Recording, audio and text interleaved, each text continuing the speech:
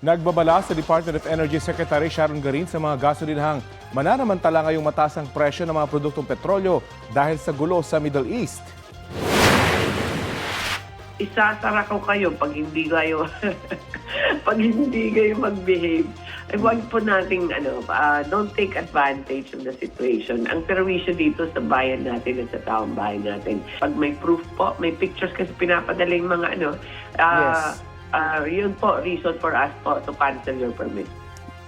Sa panayam ng unang balita sa unang hirit, sinabi ni Garin na may 54 ng gasolinahan na irereklamo ng DOE dahil sa iligal na pagtataas ng presyo ng produktong petrolyo.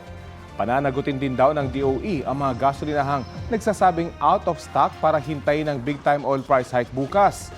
Pati ang mga motoristang sobra-sobra ang binibili.